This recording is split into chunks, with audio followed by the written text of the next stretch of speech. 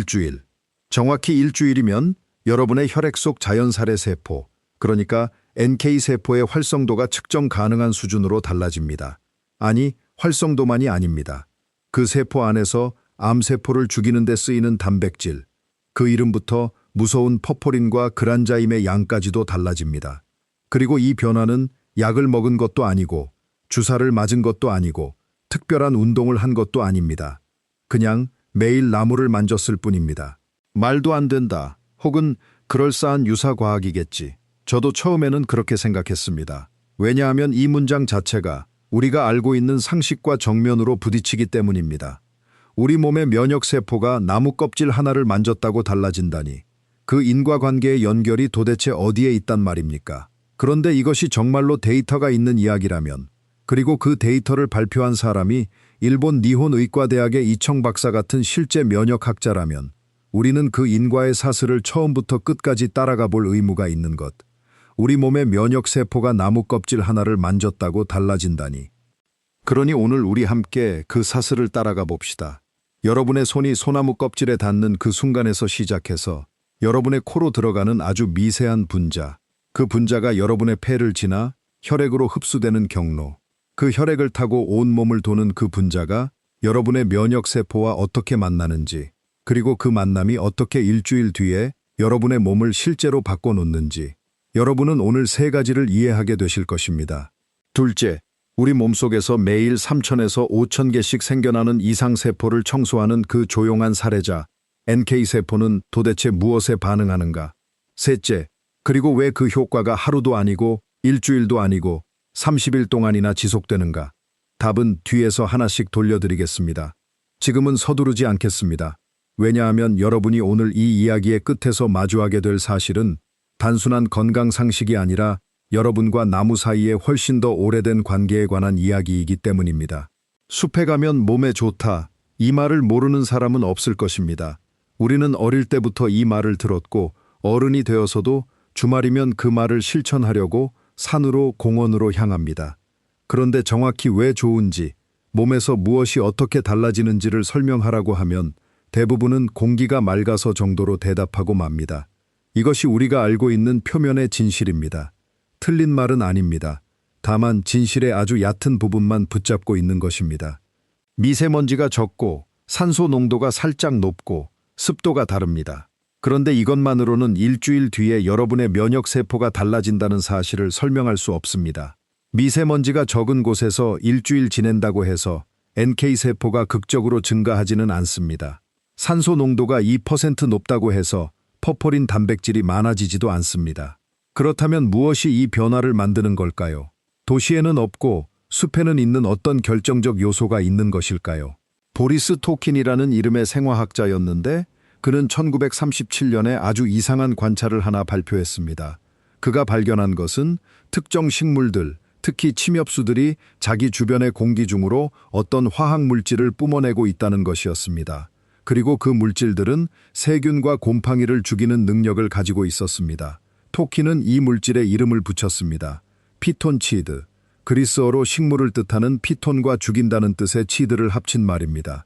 다시 말해 식물이 만들어내는 살균 물질이라는 뜻입니다. 그리스어로 만약 어떤 물질이 세균을 죽일 수 있는 화학 무기라면 그 물질이 우리 몸에 들어왔을 때 우리 몸이 쓸 좋아할 이유가 있을까요? 상식적으로는 없어야 합니다. 오히려 우리 몸은 그 물질을 도구로 간주하고 배출하려고 해야 정상 아니겠습니까? 그런데 놀랍게도 우리 몸은 이 피톤치드에 대해 대체로 아주 관대하고 오히려 그것에 대해 조용한 환영의 반응을 보입니다. 왜일까요? 이 질문의 답이 오늘 우리 이야기의 첫 번째 열쇠입니다. 그런데 지금 잠깐 다른 방향에서 하나만 짚고 넘어가야 합니다. 여러분 몸속에서는 지금 이 순간에도 여러분이 이 이야기를 듣는 이 몇 분 사이에도 대략 3,000에서 5,000개의 세포가 잘못된 방향으로 분열하려 하고 있습니다. 세포 하나의 유전자가 복제될 때 오류가 발생할 확률은 아주 낮지만 하루에 우리 몸에서 분열하는 세포의 총수를 생각하면 매일 상당한 수의 이상세포가 생겨나는 것은 통계적으로 피할 수 없는 사실입니다. 이 중 대다수는 세포 자체의 자기 점검 시스템에 의해 스스로 파괴됩니다. 그러니까 여러분이 오늘 이 이야기를 듣고 있는 이 순간에도 여러분 혈액 속 NK세포들은 여러분 몸을 조용히 순찰하면서 잠재적인 위험을 하나씩 조용히 제거하고 있는 중입니다. 이 순찰의 효율이 여러분이 매일 나무를 만지느냐, 만지지 않느냐에 따라 달라진다는 것이 오늘 우리가 다루는 이야기의 핵심입니다. 자, 그럼 진짜 이야기로 들어가 봅시다. 첫 번째 균열은 2007년에 발생합니다.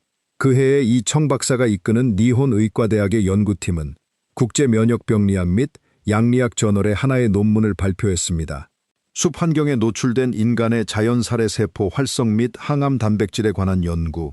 그들이 무엇을 한 것인가 하면 도쿄의 남성 직장인 12명을 뽑아서 3일 2박의 일정으로 시나노 지역의 숲에 데리고 갔습니다. 그리고 그곳에서 하루에 대략 2~3시간씩 숲을 걷게 했습니다. 그런데 이 실험이 왜 결정적이었냐 하면 그들이 참가자들의 혈액을 3일 전, 2일차, 3일차, 그리고 숲을 떠난 뒤 7일차와 30일차까지 채취해서 분석했다는 점 때문입니다. 참가자들의 NK세포 활성은 3일간의 숲 체류만으로도 유의미하게 증가했고 그 증가된 상태가 7일 뒤에도 그리고 놀랍게도 30일 뒤에도 대조군보다 여전히 높은 수준으로 유지되고 있었습니다. NK세포의 수 자체도 증가했습니다. 그리고 그 세포들 안에 있는 3가지 항암 단백질, 퍼포린과 그란자임 A, 그리고 그렐리신의 양도 모두 유의미하게 증가했습니다. 여기서 잠깐 이 3 단백질의 이름을 처음 들으신 분들을 위해서 조금만 설명을 드리자면 퍼포린은 표적세포의 세포막에 구멍을 뚫는 단백질이고 그란자임 A는 그 구멍을 통해 들어가서 표적세포의 자살 프로그램을 켜는 효소이고 그렐리신은 세포막을 파괴하고 세균과 종양세포를 죽이는 데 관여합니다. 이 3무기가 모두 증가했다는 것은 NK세포가 단순히 숫자만 늘어난 것이 아니라 각각의 세포가 실제로 더 강력한 살상 능력을 갖게 되었다는 뜻입니다. 이 대목에서 저는 이 청 박사가 이 결과를 처음 확인했을 때의 심정을 상상해 봅니다. 왜냐하면 이것은 단순한 심리적 이완이나 스트레스 감소를 넘어서는 실제 면역세포 수준의 변화이기 때문입니다. 스트레스가 줄었다는 것은 자율신경계의 변화입니다. 그러나 NK세포의 수와 그 안에 살상 단백질까지 늘어나는 것은 훨씬 더 깊은 층위의 생리적 변화입니다. 이 청 박사는 여기서 멈추지 않았습니다. 그는 다음 해인 2008년에 후속 연구를 발표합니다. 이번에는 남성 13명을 대상으로 3일 2박의 숲 체류를 시켰고 앞선 연구와 비슷한 결과를 재확인했습니다. 그는 참가자들이 숲에 있는 동안 그 숲의 공기 중에 어떤 물질이 얼마나 있는지를 측정했습니다. 결과 알파피넨, 베타피넨, 카렌, 미르센, 리모넨 같은 테르펜류 화합물들이 도시 공기에 비해 몇 배에서 몇십 배 더 높은 농도로 존재한다는 것을 확인했습니다. 이것들이 바로 토킨이 1937년에 발견했던 그 피톤치드들입니다. 그리고 이 청 박사는 참가자들의 소변에서 아드레날린과 노르아드레날린에 이 청 박사와 그의 팀은 궁금해졌습니다. 정말로 NK세포의 활성 증가가 피톤치드 때문일까? 아니면 그냥 숲 환경 자체의 다른 요인들 때문일까? 이 질문에 답하기 위해 그들은 아주 영리한 실험을 하나 설계합니다. 실험실 안에서 도시의 호텔방에 남성 참가자들을 사흘간 머무르게 하면서 그 방에 편백나무에서 추출한 피톤치드 오일을 공기 중에 확산시켰습니다. 다시 말해 숲의 공기 중 화학 성분만 인위적으로 재현한 것입니다. 그리고 앞서 언급한 3가지 항암 단백질의 양도 증가했습니다. 이 연구는 2009년에 국제면역병리학 및 양리학 저널에 발표되었습니다. 이것이 결정적인 증거였습니다. 왜냐하면 이 실험은 숲의 다른 요소들, 그러니까 시각적 아름다움이나 걷기 운동이나 이완된 심리 상태 같은 것들을 모두 제거하고 오직 공기 중에 피톤치드만을 변수로 남겨놓았기 때문입니다. 그리고 그 하나의 변수만으로도 면역세포의 실제 변화가 일어났다는 것은 여기서 잠시, 그럼 도대체 피톤치드가 우리 몸속에서 무엇을 하고 있길래 이런 변화가 생기는지 그 메커니즘을 처음부터 따라가 봅시다. 왜냐하면 사실을 아는 것과 그 사실이 왜 그런지를 아는 것 사이에는 어마어마한 간격이 있기 때문입니다. 파인만이 늘 강조하던 것처럼 이름을 아는 것과 이해하는 것은 다릅니다. 먼저 피톤치드라는 것이 무엇인지부터 정확하게 짚고 넘어갑시다. 피톤치드는 단일한 물질이 아닙니다. 그것은 다양한 휘발성 유기화합물들의 집합적인 이름입니다. 이 화합물들 대부분은 테르펜 혹은 테르페노이드라는 화학적 분류에 속합니다. 테르펜은 이소프렌이라는 5개의 탄소로 이루어진 기본 단위가 여러 개 연결되어 만들어지는 화합물들의 무리입니다.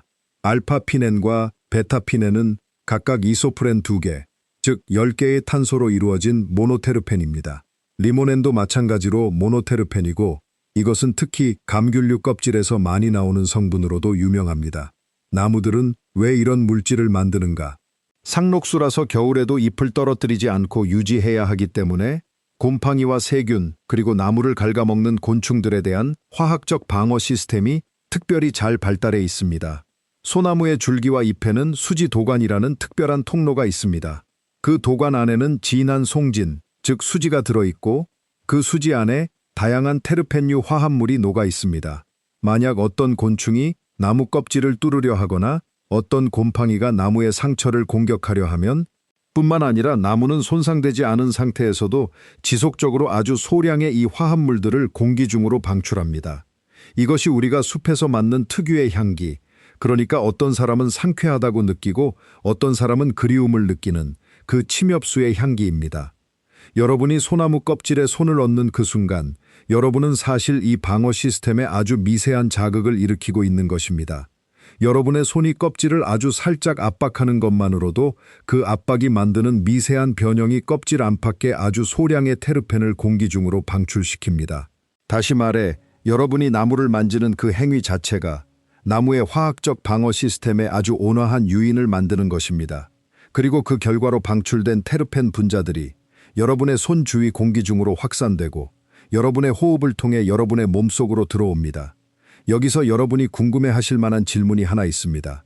코로 들이마신 이 분자들이 도대체 어떻게 혈액을 타고 도는 NK세포까지 도달할 수 있는가? 그 경로를 한번 따라가 봅시다. 이 분자는 여러분의 콧구멍을 지나 후각상피에 잠깐 걸리기도 하고 대부분은 계속 아래로 내려가서 기관을 지나 폐로 들어갑니다. 폐 안의 폐포에는 아주 얇은 상피세포가 있고 그 바로 옆에는 아주 촘촘한 모세혈관망이 있습니다. 알파피넨 같은 작은 지용성 분자는 이 얇은 상피와 혈관벽을 아주 쉽게 통과합니다. 그러니까 여러분이 이 분자를 들이마신 지 몇 초 만에 그 분자는 이미 여러분의 혈액 속을 흐르고 있습니다. 심장으로, 뇌로, 간으로, 콩팥으로, 그리고 골수와 림프절로도. NK세포는 주로 골수에서 만들어지고 혈액과 림프절, 그리고 비장 같은 곳에서 활동합니다. 그러니까 여러분이 흡입한 알파피넨 분자는 여러분의 NK세포와 실제로 물리적으로 마주칠 기회를 가지게 됩니다.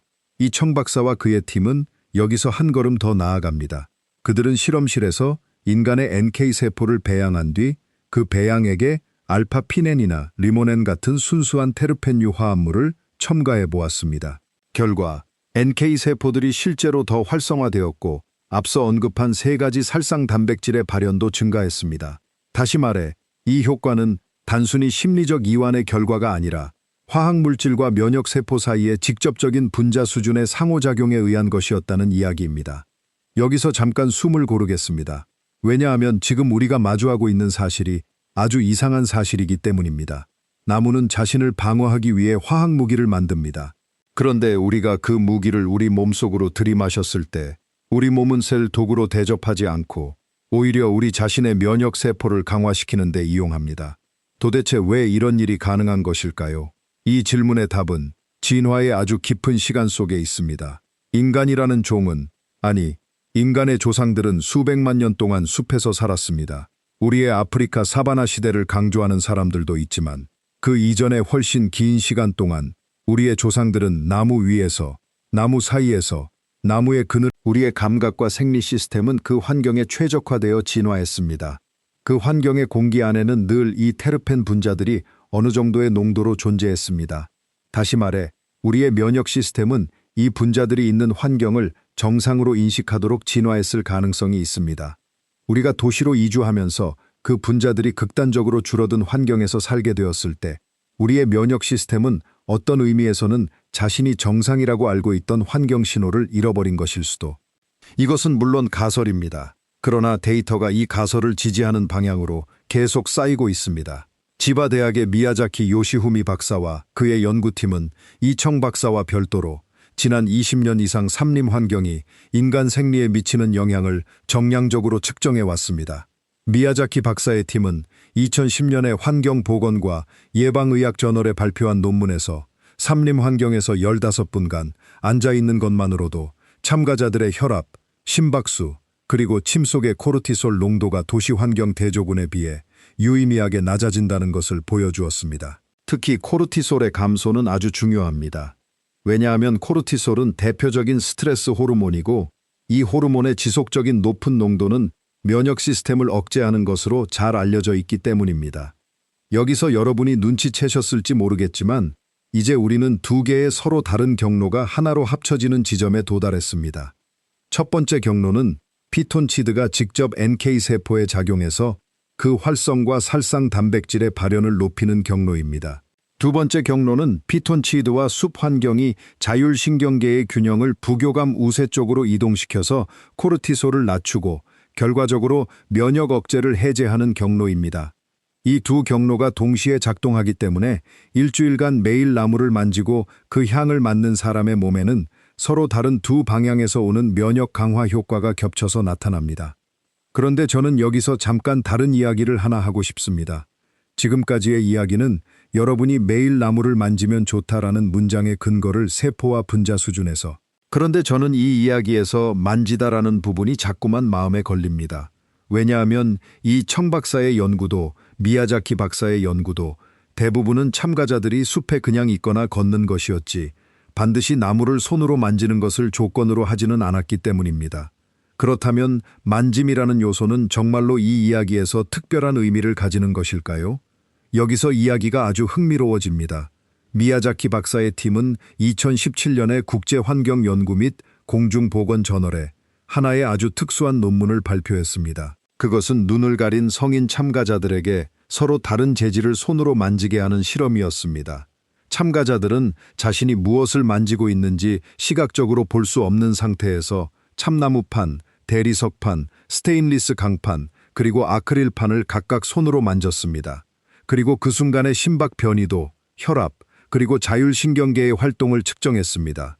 결과 오직 나무판을 만졌을 때만 부교감 신경계의 활성이 유의미하게 증가했고 심박수가 안정되고 참가자들이 주관적으로, 다시 말해 시각을 배제하고 오직 촉각만으로 나무를 접했을 때에도 우리 몸은 캣을 안전한 것으로 인식하고 이완 반응을 보인다는 것입니다. 이 결과는 정말 놀랍습니다. 왜냐하면 이것은 우리 신경계 자체에 나무의 촉감을 알아보는 어떤 특별한 회로가 존재할 가능성을 시사하기 때문입니다. 그런데 여러분이 만약 물리학적으로 사고하는 분이시라면 이런 반문이 나올 것입니다. 잠깐, 손이 나무를 만지는지 대리석을 만지는지 우리 몸이 어떻게 구별하는가? 이 반문은 정확한 반문입니다. 그리고 답은 온도와 열전 도율에 있습니다. 대리석과 스테인리스는 열전 도율이 아주 높습니다. 우리가 그것들을 만지는 순간 우리 손의 열이 그 물체로 아주 빠르게 흘러갑니다. 그래서 우리는 그것들을 차갑다고 느낍니다. 반면에 나무는 열전 도율이 훨씬 낮습니다. 우리 손의 열이 나무로 흘러가긴 하지만 아주 느리게 흘러갑니다. 그래서 우리 손의 표면 온도가 별로 떨어지지 않고 우리는 나무를 포근하다고 느낍니다. 급격한 온도 하강은 우리 몸의 스트레스 신호가 됩니다. 왜냐하면 우리 몸에게 있어서 차가움은 위험의 신호이기 때문입니다. 반면 완만한 온도 유지는 안전의 신호입니다. 그러니 여러분이 나무 껍질에 손을 얹는 순간 여러분 몸은 대단히 정교한 계산을 수행합니다. 손끝의 온도 변화의 속도를 통해 이 물체가 열전 도율이 낮은 유기물이라는 것을, 즉 우리 조상들이 오랫동안 익숙하게 여겨온 종류의 물질이라는 것을 알아냅니다. 심박수가 떨어지고 혈압이 안정되고 코르티솔의 분비가 줄어듭니다. 이 모든 것이 여러분이 나무를 만졌다고 의식하기도 전에 몸속에서 이미 일어나고 있습니다. 그러니까 매일 나무를 만지는 사람의 몸에는 매일 반복되는 이 조용한 신호가 축적됩니다. 매일 코로 들어오는 미량의 테르펜, 매일 손끝에서 시작되는 부교감 신호, 매일 조금씩 낮아지는 코르티솔, 매일 조금씩 회복되는 NK세포의 살상 단백질. 이 대목에서 저는 여러분께 하나의 사실을 상기시켜 드리고 싶습니다. 이 청 박사의 원래 연구에서 3일간 숲에 머문 참가자들의 NK세포 활성 증가는 30일이 지난 뒤에도 여전히 유의미하게 남아 있었다는 그 사실 말입니다. 이것은 아주 이상한 결과입니다. 왜냐하면 여러분이 흡입한 알파피넨 분자는 몇 시간 안에 여러분의 간에서 대사되어 소변으로 배출됩니다. 그렇다면 30일이 지난 뒤에도 효과가 남아있는 이유는 무엇일까요? 하나는 후성 유전학적 변화입니다. 알파피넨 같은 분자들이 NK세포의 유전자 발현을 조절하는 신호 경로를 활성화시킬 때 그 활성화의 흔적이 세포의 DNA 위에 붙어있는 화학적 표식, 즉 메틸화나 히스톤 변형 같은 후성 유전학적 표식으로 남을 수 있다는 가설입니다. 이 표식은 원래의 자극이 사라진 뒤에도 세포의 유전자 발현 패턴을 상당 기간 유지시킵니다. 다른 가설은 NK세포 자체의 반감기와 관련이 있습니다. 그리고 그 세포가 죽으면서 남기는 신호가 골수에서 새로 만들어지는 NK세포들에게도 어느 정도 영향을 미칠 수 있습니다. 이 청 박사의 팀은 2010년에 국제면역병리학 및 양리학 저널에 발표한 또 다른 논문에서 삼림욕을 2달에 걸쳐 주기적으로 반복한 참가자들의 경우 그 효과가 훨씬 더 안정적으로 유지된다는 것을 보여주었습니다. 그것은 한 번의 큰 자극이 아니라 매일의 작은 자극이 축적되어 여러분의 면역 시스템 전체의 기본 설정값을 조금씩 이동시키는 것입니다. 여기서 잠시 다른 각도로 들어가 보고 싶습니다. 우리가 지금까지 이야기한 것은 NK세포의 활성 증가라는 어떻게 보면 아주 좋은 소식입니다. 그런데 여기서 파인만이 늘 물었을 법한 질문을 하나 던져봅시다. 잠깐, NK세포의 활성이 증가하는 것이 정말로 좋은 것인가? 이 질문은 얼핏 보면 어처구니 없는 질문 같지만 사실 아주 중요한 질문입니다. 왜냐하면 면역 시스템은 항상 균형의 문제이기 때문입니다. 너무 약한 면역은 감염과 암을 막지 못하지만 너무 강한 면역은 자가 면역 질환을 일으키고 심지어 우리 몸 자체를 공격합니다. 그렇다면 나무를 매일 만지는 것이 NK세포를 활성화시킨다는 이 이야기가 혹시 어떤 사람에게는 오히려 해가 될 수 있는 것 아닐까요? 이 질문에 대한 현재까지의 답은, 그리고 이것이 아주 흥미로운 부분인데, 피톤치드는 우리 면역 시스템을 무차별적으로 활성화시키는 것이 아니라 여러 연구에서 피톤치드에 노출된 사람들의 경우 자가 면역 질환이나 알레르기 지표들이 오히려 안정되는 경향이 나타납니다. 이 청 박사와 그의 동료들은 후속 연구에서 삼림욕이 코르티솔뿐 아니라 아디포넥틴 같은 항염증 지표까지 조절한다는 것을 보고했습니다. 다시 말해 이것은 강제로 밀어붙이는 방식이 아니라 원래 우리 몸이 가지고 있어야 할 균형점으로 조용히 되돌아가게 하는 방식의 조율에 가까운 것으로 보입니다. 왜냐하면 이것은 자연이 우리 몸에 미치는 영향의 방식이 현대의 많은 약물들이 우리 몸에 미치는 영향의 방식과 근본적으로 다르다는 것을 시사하기 때문입니다. 대부분의 약물은 특정 수용체를 강하게 자극하거나 억제해서 어떤 지표를 목표 방향으로 밀어붙입니다. 반면에 피톤치드와 같은 자연 환경의 신호들은 여러 개의 서로 다른 시스템에 아주 약하고 광범위한 신호를 동시에 보내서 여러분이 아무리 오래 숲에서 시간을 보낸다고 해도 피톤치드 과다 복용으로 병원에 실려갈 위험은 사실상 없습니다. 그러나 아무리 잘 만든 면역 조절 약물이라도 과다 복용하면 문제가 생깁니다. 자, 여기까지 우리가 상당한 거리를 왔습니다. 이제 조금 더 깊은 층위로 들어가 봅시다. 저는 여러분께 아주 이상한 질문을 하나 던지고 싶습니다. 왜냐하면 우리가 지금까지 살펴본 모든 메커니즘, 즉 나무가 방출한 피톤치드가 우리 몸에 들어와서 NK세포를 자극하는 이 메커니즘은 나무의 입장에서 보면 나무가 자신의 화학적 언어로 인간과 소통하고 있는 것으로도 해석될 수 있기 때문입니다. 이것을 조금 더 정확하게 이야기해 봅시다. 나무는 자신을 지키기 위해 피톤치드를 만듭니다. 그러나 나무는 이 피톤치드를 자기 몸 안에만 가둬두지 않습니다. 나무는 이 물질을 공기 중으로 방출합니다. 답의 일부는 나무들 사이의 소통에 있습니다. 브리티시 컬럼비아 대학의 산림생태학자 수잔 시마드 박사는 지난 30년간 나무들이 서로 어떻게 소통하는지를 연구해 왔습니다. 그녀가 2016년에 네이처지에 발표한 리뷰 논문에서 밝힌 바에 따르면 나무들은 뿌리 아래의 균균균 네트워크를 통해 서로 화학 신호를 주고받을 뿐 아니라 공기 중으로 방출한 휘발성 유기 화합물을 통해서도 서로에게 경고와 정보의 농도를 미리 높이기 시작합니다. 그러니까 여러분이 숲을 걷고 있을 때 여러분은 사실 나무들이 서로 나누는 대화 한가운데를 걷고 있는 것입니다. 그 대화의 언어는 화학 분자입니다. 그리고 그 언어의 일부가 여러분의 코를 통해 여러분의 몸속으로 들어와 여러분의 면역 세포와도 대화를 나눕니다. 이 대화는 물론 인간의 언어처럼 정보를 정확히 전달하는 종류의 대화는 아닙니다. 그러나 이것은 분명히 하나의 생물학적 신호 교환입니다. 그리고 그 교환의 결과 여러분의 몸 안에서 실제 세포 수준의 변화가 일어납니다. 여기서 저는 하나의 사고 실험을 여러분과 함께 해보고 싶습니다. 만약 우리 몸의 면역 시스템이 나무의 신호에 이렇게 정교하게 반응하도록 진화했다면 이것은 무엇을 의미하는가? 그것은 우리 몸이 어떤 의미에서는 나무의 존재를 자신의 정상 환경의 일부로 이미 전제하고 있다는 뜻입니다. 우리 몸은 자기 자신을 도시 아파트 안에서 살도록 설계된 존재로 인식하고 있지 않습니다. 우리 몸은 자기 자신을 알파피넨과 리모넨이 늘 미량 존재하는 환경, 발밑에는 낙엽과 흙이 있는 환경에서 살도록 설계된 존재로 인식하고 있습니다. 그리고 우리가 그런 환경에서 벗어난 지 사실 그렇게 오래되지 않았습니다. 인간이 도시화된 삶을 대규모로 시작한 것은 산업혁명 이후, 그러니까 대략 200년 남짓입니다. 그러나 우리 몸이 지금의 형태로 진화하기까지 걸린 시간은 최소 수십만 년입니다. 진화의 관점에서 보면 우리는 여전히 숲에 사는 몸을 가지고 도시에 살고 있는 존재들입니다. 그리고 우리 몸의 어떤 부분들은 그 사실을 잊지 못하고 있습니다. 왜냐하면 이 생각은 단순히 숲에 가면 좋다라는 상식적인 조언을 훨씬 넘어서기 때문입니다. 이것은 우리가 우리 자신을 어떤 존재로 이해할 것인가에 관한 질문입니다. 우리는 우리 몸을 자율적이고 독립적인 개체로 생각하는 경향이 있습니다. 내 몸은 내 것이고 그 안에서 일어나는 일은 내 것이라고 생각합니다. 그런데 이 청박사의 데이터가 말해주는 것은 우리 몸의 일부는 우리 밖의 존재들과의 지속적인 교환 없이는 자신의 정상 상태를 유지하지 못한다는 것입니다. 그는 강의 중에 종종 이렇게 말했습니다. 우리가 어떤 사실을 정말로 이해했을 때 세상은 조금 다르게 보이기 시작한다고.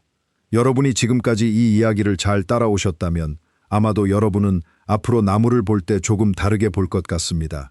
그 나무는 단순히 풍경의 일부가 아니라 여러분 자신의 면역 시스템과 화학적 대화를 나누고 있는 존재입니다. 그리고 여러분이 그 나무의 껍질에 손을 얹는 그 짧은 순간 여러분은 그 대화에 아주 적극적으로 참여하고 있는 것입니다.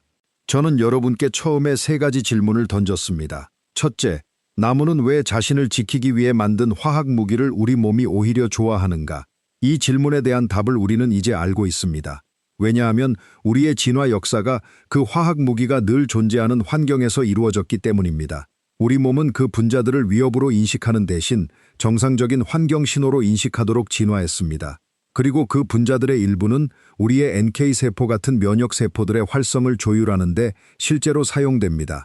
이 질문의 답도 이제 조금 더 명확해졌습니다.